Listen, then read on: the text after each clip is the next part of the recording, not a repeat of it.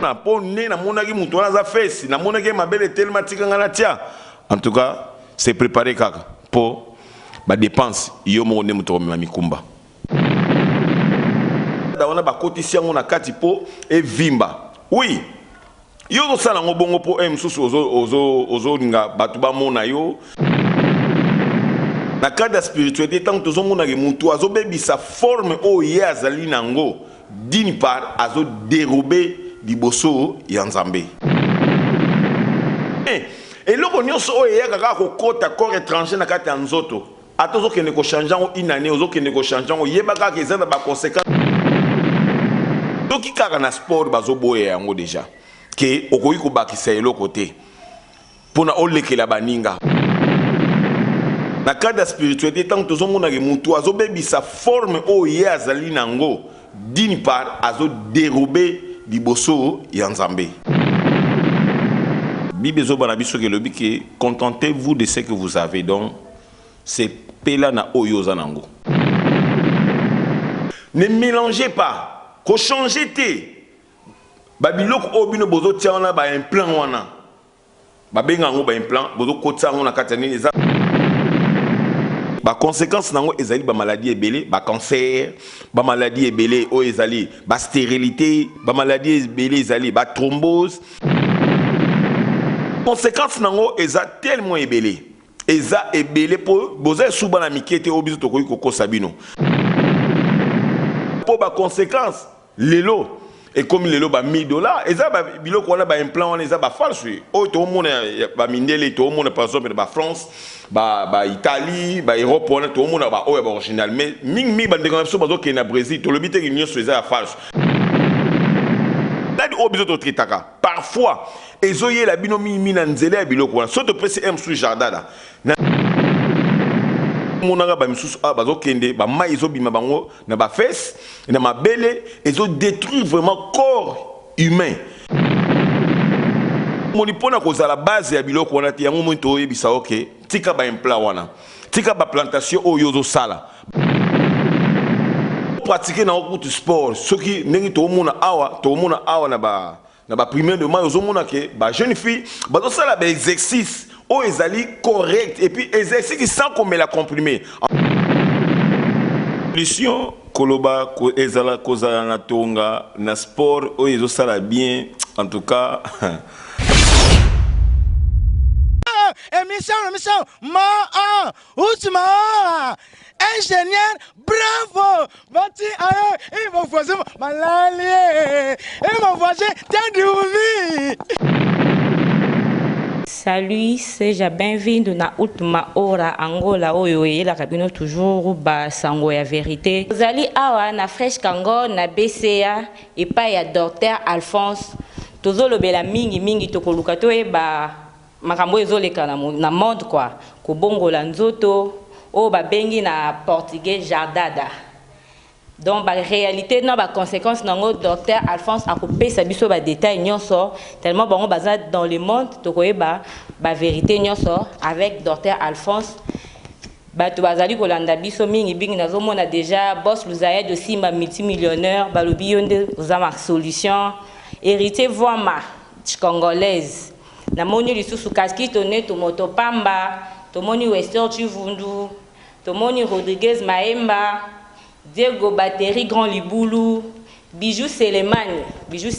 Yawata, héritier Watanabe, Moni Lisusu Gelo Kumberto, les grands bijoutiers, Yalwanda, sans oublier Nelly Boluku, maman a gagné la kwanza tout ça, Patricio Manyanga, ya Sandra Boluku. Donc, tout le monde a déjà la 4e ma solo, docteur Alphonse a coupé sa biso à détail, nyonso à suivre.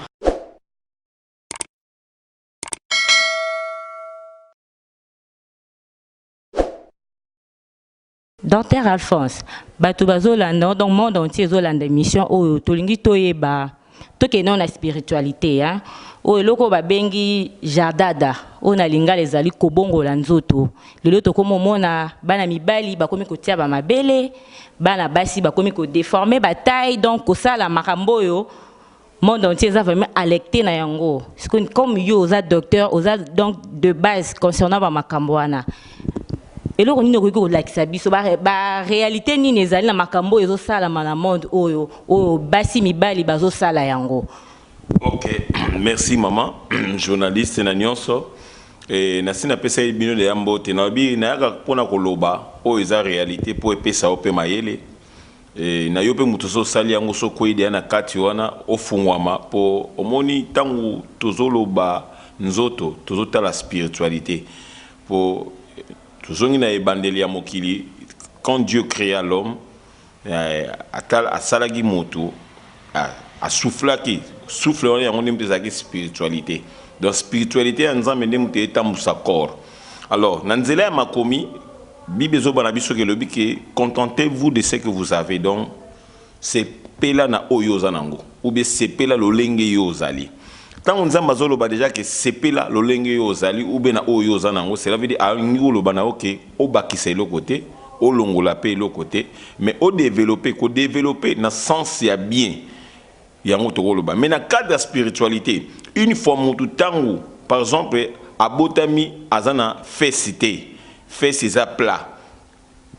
Toko zongo na ndenge ya bomoto par exemple quand ce toloba ki ba ange tango ba kitaki na se ba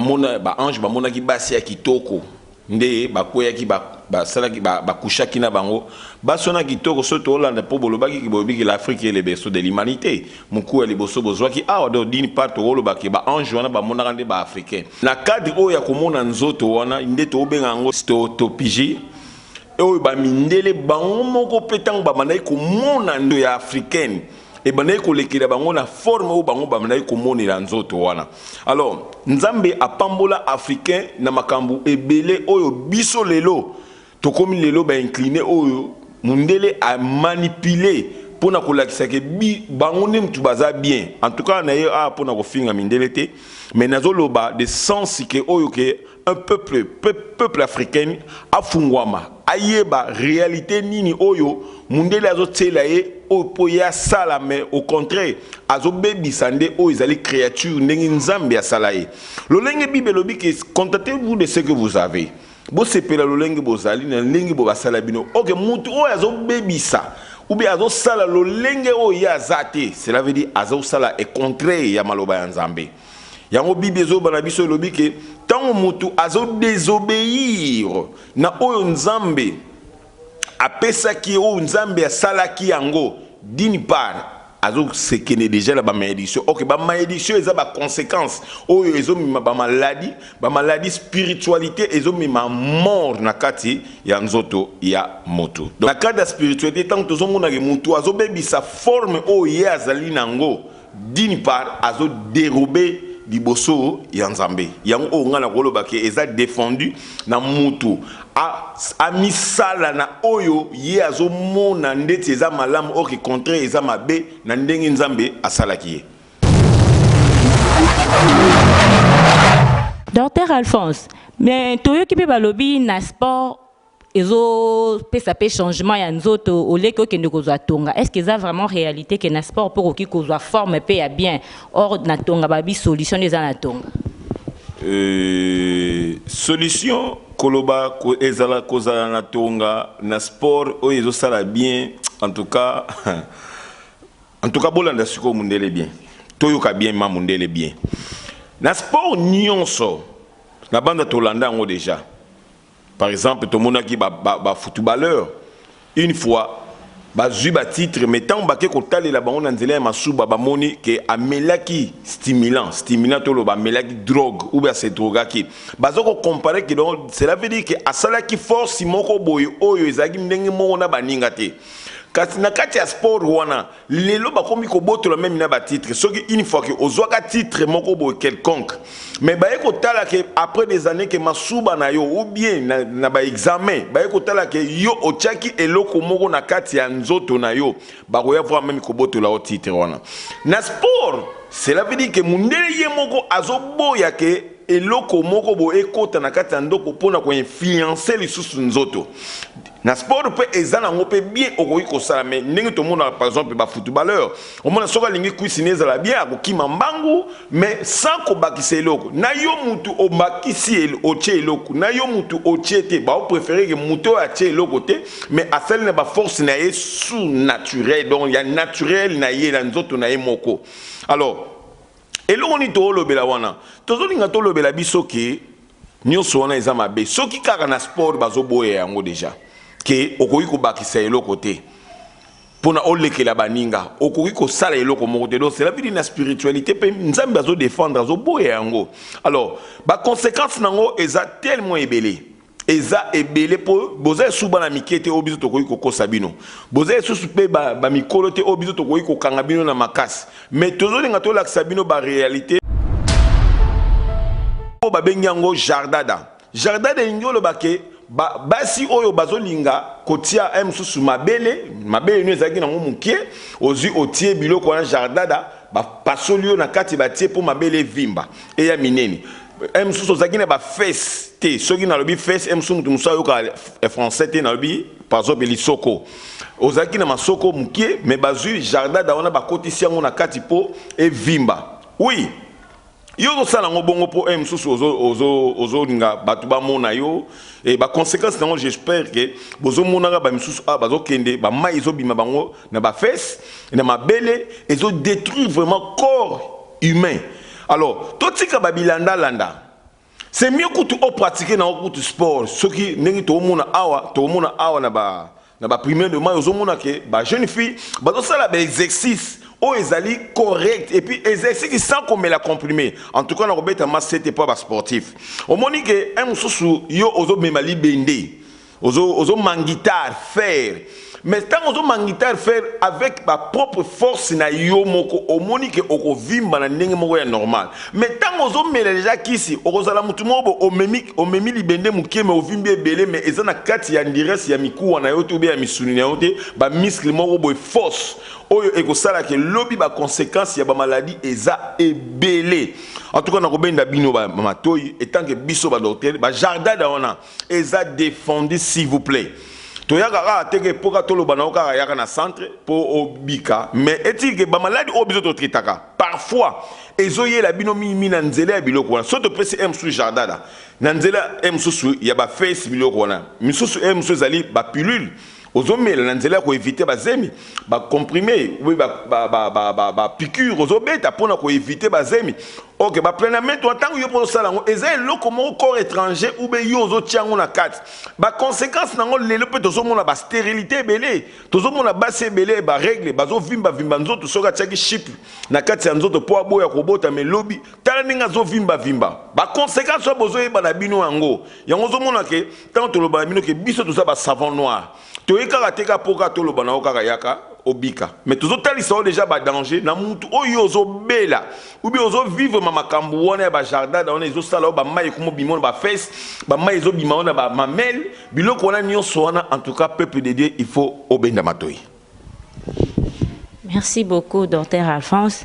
siko tolingi toyeba concernant ya conséquence na yango vraiment lelo ezali ni na vie quotidienne conséquence ba biloko wana nyonso ezani ni lelo conséquence ya ba biloko wana dans ce tolo babongo muto nyonso déjà azo désobéir na ba ordre nzambe ya sali de façon spirituelle même de façon sportive azo maintenir ko tia biloko mo bona nzoto d'une part ngoba ki azo ko beba na spiritualité deuxièmement pour spiritualité ne muto zo konza nzoto alors tant la spiritualité déjà a péché a comme dia dehors a kobenda maladie on ekoya ko détruire corps o ezali temple ya Saint-Esprit et ba conséquence nango ezali ba maladie ebele ba cancer ba maladie ebele o ezali ba stérilité ba maladie ebele ezali ba thrombose ba maladie ezali ebele or que ce qui dozo tala na voie normale ba sio ba sakana ba bassin minene tozo tala vraiment na voie normale au moins moi si on a azana bassin munene to benga bango ba Casterol azana bassin munene côté yo mabele mukie basi wona bazaka mo ba privilège tant ba botaka bana bazalaka mayele ponini ba grace wana ekitaka na nzela ya ba face alors il libère comme thème na bango yango zomona ke bazalaka mingi na problème ya ba AVCT et que moi si ya moké lokola ba graisse on e kangamaka mingi na kati ya mutema donc bazalaka mingi timide toloba ke muta moké azaka épanouité or que mutu ya munene tango azana na fesse ne donc épanouissement na ye wana ndi mutu ezo sala ye et ça nango ekito donc pour na koloba exemple on a koloba ke ne mélangez pas ko changer té babiloko obino bozo tiana ba implant wana ba benga ngo ba implant bozo kotsa ngo na katani eza sorte ya mai moko boy kota na kati ya face. En tout cas mon frère ou ma sœur ce nazolo ba mon frère ou ma sœur msu yoza ozapena na mwasi oko conseiller pour moi sinon pas ko tinda yo mais biloko wana na ba conséquences nango ou ba réalité nango yang msu ezo memela biso ki banditisme viol yo par exemple tango yo chaki o chaki ben plan wana na face comme munene oza ko exciter bato dini par mutu mususu akomona bongo ba violer yo ba misusu pe epesi na bango pe mabala mais mabala moko ba false pe mutu tanga bali tanga yo comprendre que yo chaki ba biloko wana je ne crois pas que lobi akoye biso bandira supo di eloko wana eza déjà ba gâche tout pour arolinga o mi mayo ba maladie o ya koluka abimisa ba mbongo pona ko yebisa kaka tout court ya koloba ke s'il vous plaît ma sœur ne mélangez pas. Contente-toi de ce que tu as. Zala lo lenge ndenge nzambe ya sali yo et ko zala plus bien, plus mieux que le lenge o yozo luke la po ba conséquence. Lelo et comme lelo ba $1000 et ça ba biloko wana ba implant wana eza ba false. O to mona ba mindele to mona par exemple ba France, ba Italie, ba Europe wana to mona ba o ba original mais mingi ba ndeko so bazo ke na Brésil to lobite ke nyoso eza false. Moi misusu pe bazo sombola bango moi bien mais et loko nyoso o ya kaka ko kota corps étranger na kati ya nzoto. Atozo ke ne ko changer en une année ozo ke ne ko changer o yeba ka ke zana ba conséquences pour nini ozo désobéir tout d'abord na nzela o ya nzambe et puis na nzela pe ya minganga tango tokozwa yo soki to sengyo cher problème na biso ezali problème na biso ezali te imaginons yo muto ko bimisa déjà ba $1000 pour na kotia ba implant wana siko so ba yena hôpital ba yebiso ke ozana AVC ozana eloko boy ba sengyo mbongo cher oko beta tolo pour nani oko ganga cher pour nani pour santé za na prité pour tout d'abord yo mona ozo détruire santé na yo. Bible le Bible ne savez-vous pas que le corps votre corps est le temple du Saint-Esprit? Yebangoka que corps na est temple du Saint-Esprit. Ce que ceux qui ont mélangé comme ça, yo mo oza se détruire. Alors tant yo oza se détruire. Alors si ko yesko na hôpital alobi munganga lobi na pesa mbongo boy pona sala musana ngai. À quoi sert que yo bana ko ganga obana ko loba ponini yo mo ndi muto fungoli ba porte. Loko la par exemple toko pesa pour na ko tanga kombote star na biso moko pe en Angola moi na biso moko pe ya mboka biso ka to yeba ka ke ndenge balakisaka ba sport wana to yeba ka ke moi na biso ba face wana za nango mabele wana za nango eza nango original ya ye po asaka ba physique na Ilias akima ka bambango toyekoza la surprise nzokande ezaki nango ba implant wana o ya bana ko tia na kati ba face mais lelo ba conséquence na kati ba hôpital lelo azole la pasi. Et ça la biso passe pour biso tozo mona ke biso toza ba minganga me batu oyo bazako se détruire bango moko tala passe oyo mboko ezo oyebi ko perdre peuple ko perdre ba individu ko perdre ba corps humain na kati ya mboko ezaka déjà perte tant mutu aza mutu munene mutu wana kufa mutu wana bela donc bien bo se préoccupe mais le problème ezali que ye moko de mutu azali base yango moni pona ko za la base ya biloko wana ti yango moni to yebisa OK tika ba implant wana tika ba plantation o yozo sala ba conséquence nango eza très grave. En tout cas so yozo sala ngo na nzela sport sans komela sanini eza OK mais so yozo sala ngo na nzela o yozo mona po ne na mona ki mutu na za face na mona ki mabele tellement tika ngana tia. En tout cas c'est préparé kaka pour ba dépense yo mo ne mutu ma mikumba.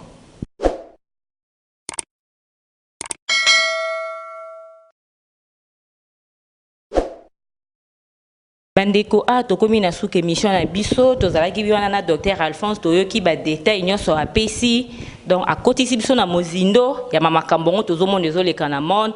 o azana o ya kobakisa likolo ya docteur Alphonse abenga ba numéro eza wana to o pa kolinga a contredire maloba ya docteur Alphonse abenga kaka ba numéro eza na Angola Ultima Hora azalaka 24 heures sur 24 heures pour nabino na bandi émission oyo epesi donc esepeli si bato belé esepeli si bato belé boss Luzaya dio multimillionnaire asepeli une émission oyo héritier voix match congolaise asepeli une émission oyo Diego Literi azalaki pe wana pona kolanda émission oyo asepeli nango donc Wester Chivundu asepeli une émission oyo Rodrigo Maemba asepeli vraiment une émission oyo Bijou Selemani Mamoit asepeli pe une émission oyo Gelor Kumberto asepeli pe une émission oyo vraiment sans oublier sénateur Paulo Tudilu balobi azopesa toujours makambo na Lounge Bar boîte ya confort tozana na tata Serge Kibokolo donc na pesi bino nyonso merci balandi ya Angola Ultima Hora ezalaki nga moko ya bino la servante Jenny Boluku la Cléopâtre sans oublier mon vieux ingénieur bravo cerveau monteur azana toujours akopesa bino ba détails nyonso à suivre.